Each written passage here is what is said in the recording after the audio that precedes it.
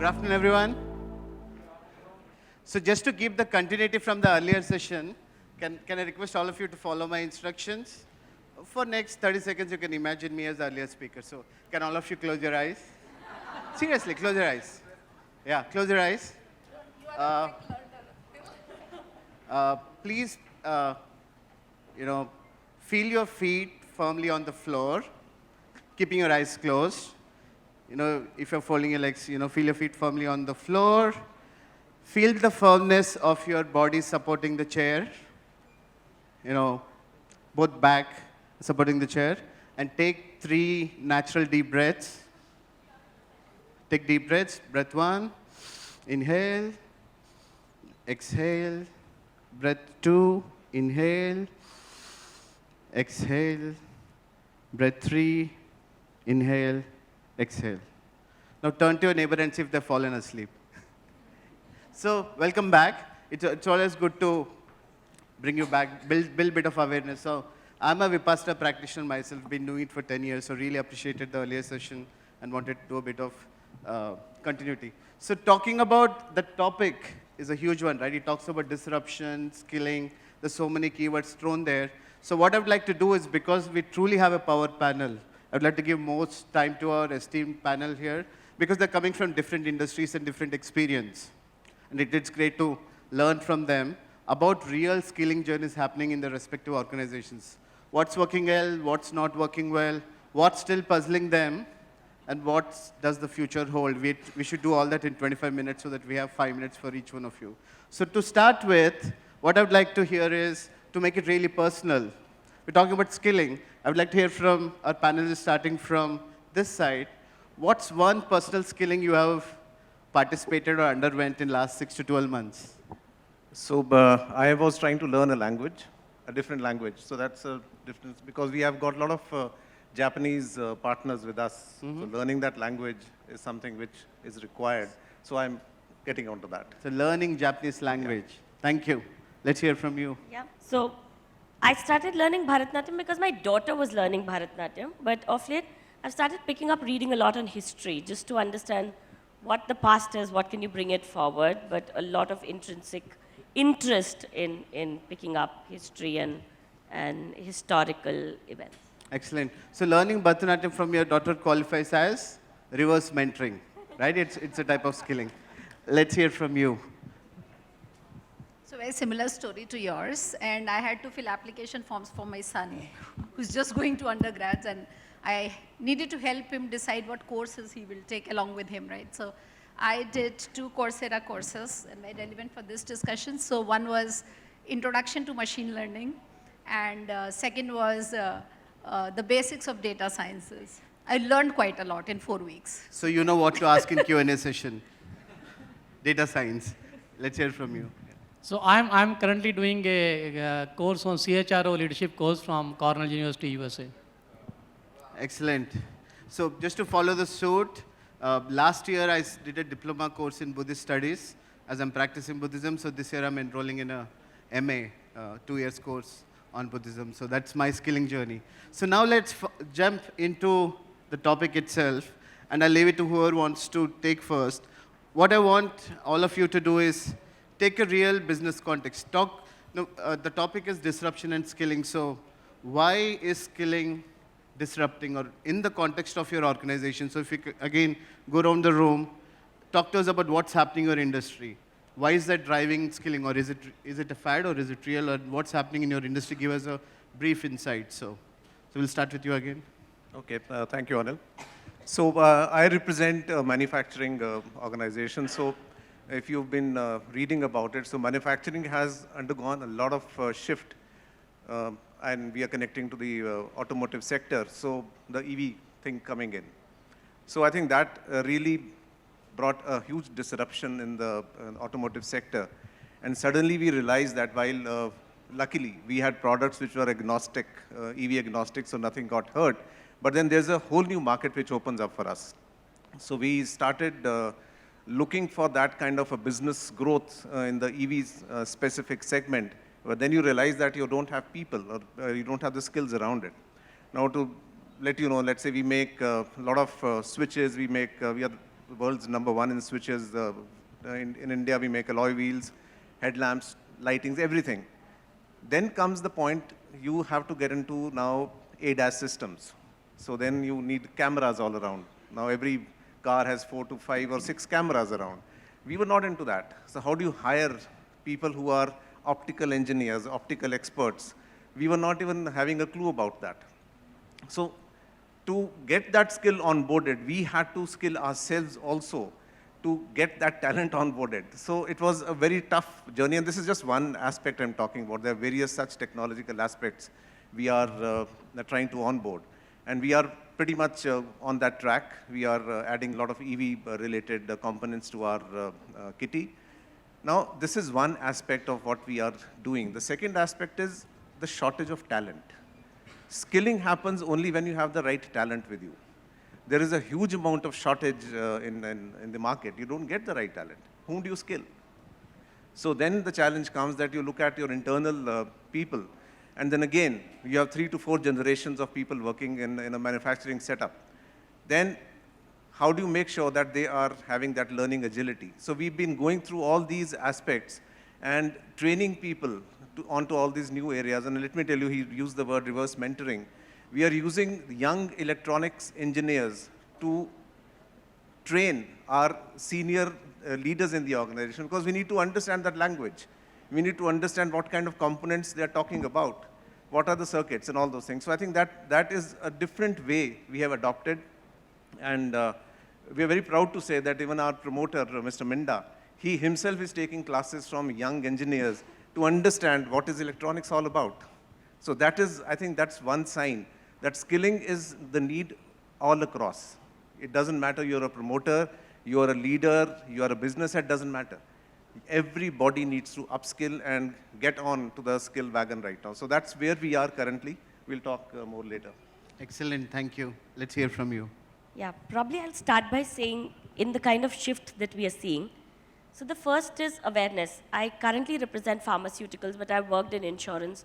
I've worked in retail and consumer goods. One is, for example, even if you and I need any medicine, we today Google it. You know, we go to a doctor and we say, hey, can you tell me about this medicine, rather than taking input from the experts. So what's increased? One is awareness. Second thing that has increased is availability. So to the question that was there, that is skilling important? So again, taking a pharmaceutical example, there are medicines which are generics, there are medicines which are specialists. They're all available in the market. And the third thing that is impacting is choice. Today, as a consumer, as individuals, we have access and we are far more informed. So if I go to an insurance sector, for example, if I go, they will customize the product for me. If you go, they'll customize the product for you. While the customization is high, the differentiation is very low. Secondly, in the pharmaceutical sector, as I said, they're generic medicines and they're specialty medicines. Most of them have different level of efficacies. But do all of them work? Yes, all of them work. They come with their own caveats. Now, hence, that is where moving and shifting as service and product providers from being just product providers to value providers, I think is the shift in understanding, learning, and skilling that we are going through across all functions, irrespective of the function that we sit in, even including HR. So that's, and we talk about this nuance in different functions in different ways. So we'll talk through it a little more. Thank you, and if we have time, I'll come back to what are we doing in HR? How are we skilling ourselves? So there's this quote, right? Cobbler's kids don't have shoes, so HR are the cobbler's kids. So let's hear from you. Hi, I'm Rachna, and I represent Whirlpool. Whirlpool is into appliances. Many of you my age would remember the jingle, Whirlpool, it's old. But we stand for appliances. And the way this whole skilling conversation for us emerges is that on one hand, it's a very commercial organization. It's a consumer product selling organization, right? So the kind of skills that you talk about, and therefore also the transition of the skills that you talk about, is a little different. Then you start talking about the other side of the Whirlpool organization, which is actually into product development, right? So, and it's a very different kind of skills that you really talk about there. So just borrowing from what Rajiv was also sharing, you know, when you have amalgamation of this transition which is happening, it's a very interesting word. So let me come to a easier basic organization, which is the selling organization. So what is really changing? We continue to make products, we continue to sell the products. The difference is the division of labor which has happened between the machines and the humans. For so many years, all of you understand that there has been a massive digitization happening across the value chain. Now what then happens is, you're sitting on tons and tons of data. Data is becoming the biggest lever for you to make decisions. And look what, you could be a supply chain professional today and you were doing logistics and warehouse conversation and management in the past, but now you may have tools like Anna Planning, right? And suddenly the conversation is around data literacy and what do you do with data. You talk about D2C, which is selling from your own websites. That's the emerging channel across, right? You talk about e-commerce as a sector, which is very much, you know, we sell through e-commerce quite a bit now. Now, if you talk about these spaces, you continue selling the same products, right? But the way you are selling is different. And all of that is becoming digitized. Now, your salesperson, therefore, needs to be digitally savvy, needs to be data savvy, and we're not even talking about literacy here. That's the basic common denominator. It doesn't matter which function really are you coming from. Are you coming from HR or supply chain or manufacturing or sales? Doesn't really matter, right? So what we are discovering, say for D2C, the whole ROI conversation that you have, you're sitting, how do you attract your consumers? Are they making sense? Are you spending the right cost attracting the customers to your website? Is it generating the revenues that you want? What is the skill that you need? It's actually the data interpretation, right? Again, there is a loads of data which gets generated when a consumer is making purchase on the website, right? It's the complete consumer behavior which is at play. Now, the importance is first to know what data is important data. You're generating tons of data, right? And you're happy about doing that. It's a good, cool fact. But then how do you differentiate what is good data, what is not so relevant data? And then once you have got the good data, how do you interpret and analyze it? So for us, across the value chain in the commercial organization, what we are seeing is data analytics in different levels of complexity is becoming just too fundamental. Is it a learnable skill? By all means, yes. Is everybody raising the hands? Answer is no. You always think we will do it later, but you know time is now, and you have to create an ecosystem where people think it's important, start learning. Come to the product organization, very different. We are into hardcore manufactured products, high relevance of blue-collar workers in the manufacturing processes, right? But your manufacturing is getting robotized, it's getting automated. Again, a very different skill set requirement now. Understand a supervisor who till yesterday was doing the quality checks physically. Now there is a monitor because you have automized the process and you know that you need to read the trends to know what can just break next half an hour. So it's again a very different conversation that you're using. But are you having a different talent for all of this? No, but they need to understand the manufacturing at the base. So what do? You need to reskill. So you do not replace everybody, but you create the hunger and the reason for them to get reskilled. Look at your product organization. You need artificial intelligence, you need machine learning. We used to have so many mechanical graduates, right? Because that's how our products were. But then your products are becoming digitally savvy. You have connected products. Now what is that sitting on top of it is the need for artificial intelligence and machine learning. So it's a very beautiful transition which is happening between the old and the new. I would just say old is a treasure. You cannot wipe it out. You have to just keep nourishing it with the newer skills that are now emerging. Thank you. Ashok will go to you. Hi, I'm Ashok Madan from HCL Technologies. I've been with HCL for about 3 decades now and transitioned through various roles, starting in the technology side and then moved to L&D, and then recently I've taken up a very new and different role. So I'll just talk about that. So my current role is enterprise fresher cadre management. So for an IT company, people whom of you are from the IT side will understand. For IT company, human resource is the biggest asset because That is the way we generate revenue. We bill them by hour. And today, the way things are growing, there's no way but to add more and more fresh talent. And that's why our major dependence on the talent is on the fresher side. We hire on average around 30,000 freshers a year. Now that is a huge number from the point of view that, we have to make sure that they get skilled faster and that they start deploying and get built. And that is the first challenge. Second challenge is once we skill them and get them deployed, we have to make sure that they stay with us. Because if they don't, then all the effort has gone waste. So that's why this function was created. I'm heading this function, and my responsibility is to take care of freshers starting from 3 months before they're joining till 5 years of their life cycle in the organization. Now, why this function was needed? On business side, I already told you what is the importance from the business point of view. But I think there's a major disruption from the cohort point of view. The cohort which we are dealing with is a very, very different cohort. It's a Gen Z cohort. Today, our about 40% population is below 30 years of age, and majority of them are coming from college freshers.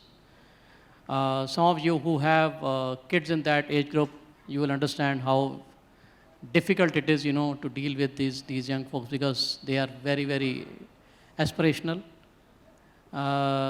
They want choice in everything, and they want very, very high flexibility. Now, within organizations' constraints, we have to cater to these requirements and these needs of these people. Otherwise, we are not going to make them productive and retain with us. I think that's the whole agenda behind this function which we have created. Now, how are we doing it? Can I spend some time now? Okay. So how are we doing it is very important. So what we are doing is, for example, I'll start from the day when we engage them post-hiring. Hiring is not part of our agenda. Hiring is a separate team. Post-hiring, when we first connect with them for the skilling point of view. So earlier it used to be, you are from Chennai, and I have a Java requirement, so you will be put into a Java project, come and start getting. So guy may or may not be interested in Java, no one is bothering. But today that doesn't work. So today what we do is we give them a skill and a location combo. So I tell them you have 3 options. It's like counseling in a admission process, So you have these 10 options. You rank these options as matter of your choice. So it's a Chennai Java, Noida Python, Pune some other skill. So you have these 10 options, you rank them, and based on business requirement, I'll give you your choice. We are able to fulfill their choice maybe 50-60% of the time. But still, the remaining 40% for whom we are not able to fulfill, until they still feel they had an option, but because of business requirement, that could not be fulfilled. So at least to some extent, we are fulfilling their requirement that they have a choice, they have a flexibility in choosing what they want to do. That's the first important part. Second important part is, which we are trying to change, we have not yet changed. See how the hiring happens. If you are from Tier 3 college, you will get 5 lakh salary. If you are Tier 2 college, NIT, you get 10 lakh salary. If you are from IIT, you get 15 lakh salary. Now, once they join, majority of them may be working on similar work, similar project, and similar productivity. Why the hell should I give a 15 lakh to someone who's doing a similar work and 5 lakh to a person who's maybe doing better? So we are moving towards skill-based organization. We are implementing something called ETHRFutureSkills scale. ETHRFutureSkills scale is a scale where you rank the competency on a 5 level, starting from novice to expert. And at the initial stage itself, we'll ask them to go through assessment. And based on the ranking in their assessment, their career journey and their designation and their salary will be decided. Irrespective of you're coming from IIT or you're coming from a third grade college, doesn't matter. As long as you score in the highest level of the scale, you'll get highest salary. If you score in the middle, then you get middle salary and you will lower salary. But that's not end of it, because you might have certain background, your family background, and all those things, and you might not have able to score at that stage. So we give them one more option after 1 year. After 1 year, you have 1 year to skill up yourself. Skilling is your responsibility. We'll provide you all the infrastructure, learning environment, learning tools, learning content. That's all available, pervasive. You can do a self-paced learning of any topic. You have a full choice. We are not restricting any of the choice. But at the end of the 1 year, you'll be again asked to go through a similar assessment. And if you are able to clear that assessment at a certain threshold level, you have an option to get into a job which is getting paid higher. Yeah, when they say option, what does mean? If I have a requirement, the requirement will be floated to all the internal people. If they are qualifying that assessment, they can apply for it. Suppose a guy was at 5 lakh and he applies and he qualifies into a 15 lakh salary job, immediately salary will be hiked to 10 lakhs. But not go to 15 lakhs because right now it's only skilling. Once he get deployed into that job and start delivering, then it will get to 15 lakhs as well. So that's the culture and the mindset we are moving towards to handle the Gen Z guys, and we are going to do this at least for 5 years of their life cycle. If we are able to successfully do this, I think after 5 years they will not think of leaving us. That's our assumption as of now. Hopefully it will work. Thank you. Thank you. So just to summarize, some keywords, right? We heard skilling as a practice. We heard moving from product to value creation and digitization. And then the whole excellent use case.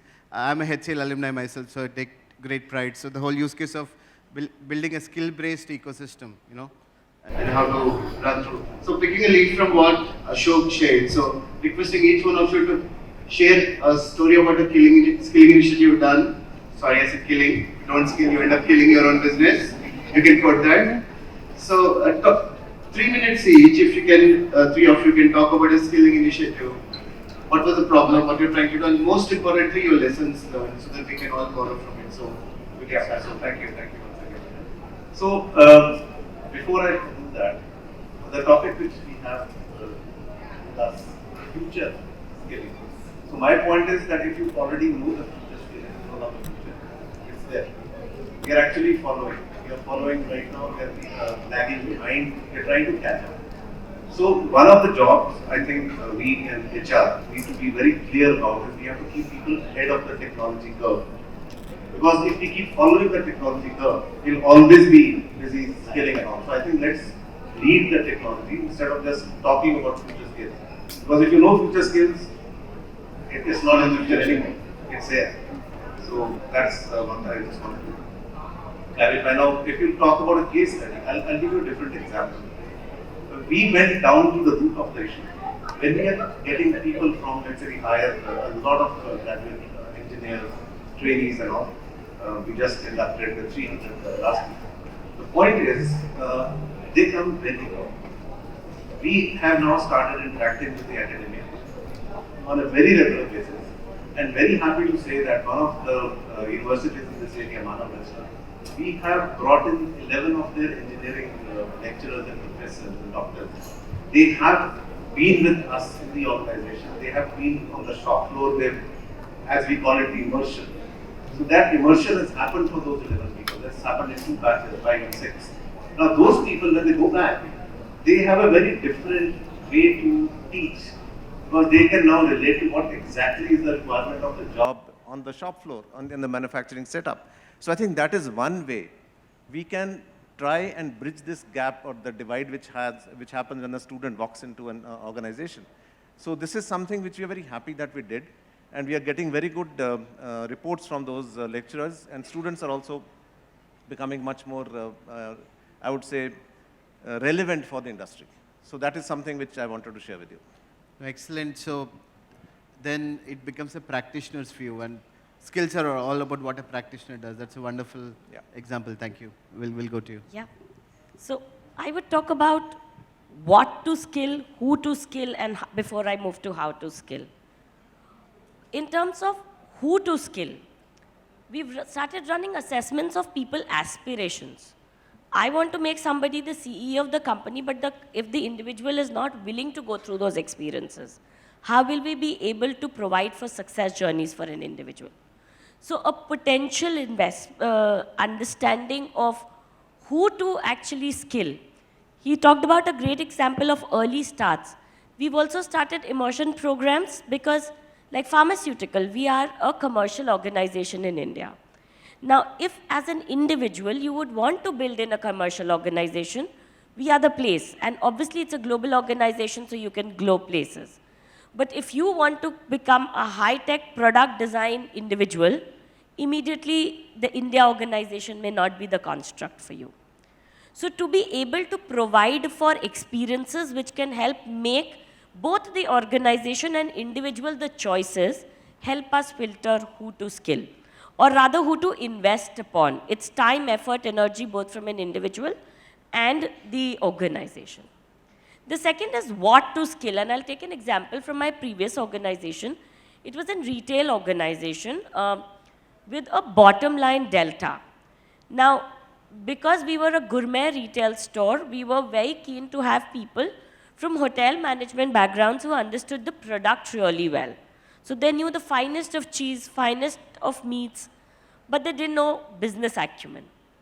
On the other hand, we had this set of people who understood business and running a retail business, teaching them product. So we tried both, and there's a very interesting concept of pilot.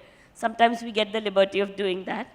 So running that pilot to say what to teach, we realized teaching product was easy than building business acumen. And we saw like shooting success when we got in people with the right business acumen and got them to learn product. And the last is how to teach. Two things here. One is we're talking about uncertainty in the ecosystem, how to provide for support while you are skilling. And short-term assignments, gigs, growth assignments along with the job have helped really well, especially to build middle management in my current organization. Because they're very secure about the role. They also are in a far more easier space to learn and relearn and make mistakes, if I can use the term, and then learn through that. So providing for an ecosystem with learning experiences has helped well with us, along with right mentorship and inflections modules, reflection tools, because if I'm not willing to learn, nothing can change me. And the need to learn, Rachna brought out that point. What is an individual's need to learn? You need a self-reflection to build that. So all these bases are helping us grow it holistically with the rightful people who we believe can grow and successfully drive it. The need to work has changed tremendously. Today, a couple of months back, I interviewed an individual who said, I'm looking for a job because my parents don't relate to me being an RJ. I just need to tell them that I work for a company and this is what my passion is. So very similar way, if your need to work is very different, your want to learn will not be there.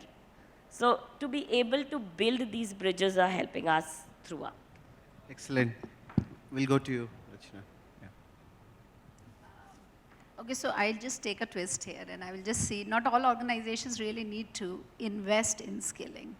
I'll just take a little higher ground to say that you should start with saying what is your business wanting you to do and take an organizational context around it. And then say, would you want to develop those skills in-house? Do you want to buy those skills? Do you want to borrow those skills? I think it fundamentally starts there. Because not every organizations of all kinds can invest tons and tons of resources into skilling, and how easy or difficult it is an important management conversation. So once you've done that conversation, and coming back to therefore from Whirlpool context, when we were going, and I shared example of D2C, we outsourced it. We outsourced the tools from a D2C, and there are multiple there. So the outsourcing of tools happened, and the skills got borrowed from the organization which were providing those tools. So it was easy. Second is, how do you develop sometimes? And sometimes you internally won't have all the competence to even give competence to somebody, right? So then we actually, specifically for the product and the technology organization, we reached out to the engineering institutes. So we have IIT Chennai, MIT, which are empaneled partners, which actually means that we use their lab facilities, we use their teaching materials, we use their simulation spaces, because you can't create all the ecosystem in-house. So how do you partner? That's another conversation. The third skill that we were really working out together was around systems engineering, where you kind of integrate the hardware and the software to make sense from a future product perspective. And you realize that this is a skill deficit across the industry. And so who is there to provide the skills? Nobody has that, right? Then again, the next step is then how do you leverage central bodies like NASSCOM? So in western part of the country, we have a tie-up there. We have very fair representation. And that's when the industry leaders are coming together to figure out, okay, it's a collective need. And how do each one of us as organizations step up and see, okay, these are the important skills we all need to invest in together, because not every organization can individually invest in it. And therefore, we are building that ecosystem together with NASSCOM. To the point that you were sharing, in addition to all of this hardcore functional looking savvy skills, fundamental organizational skills will be required as well, right? And we can't take our eyes off there. And in that space, Whirlpool as a corporation has had a complete tie-up with LinkedIn Learning, to the conversations that all of us have been doing for so many years, that now it's the learner and not you. It's never you giving it, they're taking it, and therefore the entire lens has got changed. And so learning at their dispose whenever they want to actually take it. So these are some of the ways that we are investing. We also have an arm which is service technicians, right? Appliance industry, you have 5,000 service technicians. They go install the products and repair the products. And the way you will skill them will be very different, right? So then having tie-ups with ITIs is a different conversation that you do. So my sense is not one answer to all the skilling requirements. You need to just decide where all you will, again, back to the point, borrow, buy, skill, and then accordingly take help from others and move ahead. Thank you. Your dad. So I'll take another real life example, and it may be a good tip for some of you who are into the L&D side. I have talked about this in some of the previous conferences also. Earlier, I talked about fresher skilling. Now take the, let's say, other extreme of leadership skilling. Now, when you do leadership skilling, the biggest problem or biggest challenge rather we faced is time ही नहीं है, कब करें? मेरे को सब आता है. Why do I need? No, that's not the biggest challenge we face. So we came up with a very, very innovative idea with our learning partner, bite-sized learning. We started a concept called 10 at 10. What does it mean? So every day at 10 a.m., your calendar will be blocked for 10 minutes. And you will have a learning content available on your laptop, mobile, whatever, it's a device agnostic learning. We have a 21-day calendar for a month. Every day a new topic will flash, and during those 10 minutes, although you have a choice to pick up any of the 21 topics, but there will be a topic for the day, you will have a 10 minutes of micro learning on that topic. And if you like that, you always have an option to deep dive into it and go further into it. And this is available online, offline. You can do it when you are driving, when you are sitting in the back of your car, someone is driving you, or you're on the flight, or wherever you can do it. You can download it up front, you can do it. That way, we could engage 60% of our leadership workforce into some sort of learning, to build a culture of learning. Whether it had impact or not, we have not measured it. But at least that excuse, time nahi hai, mujhe sab aata hai, that is gone. Now, and also we are some sort of publishing some sort of ranking now. Who's learning how much, how many hours he is spending. So that's creating some sort of a competition amongst themselves also. So it's building a culture. I think some of you maybe can use it in your organization. There's a very innovative idea, at least, which has worked for us. Excellent. So if I can quickly summarize, we heard immersion with academia as one practice, clarifying what, how, and what, when, and how as learning as second practice. If I can add, so you said build, buy, borrow, but there's also fourth B in workforce planning, bot. You can also bot it, you can automate it, you don't have to, use it by humans itself.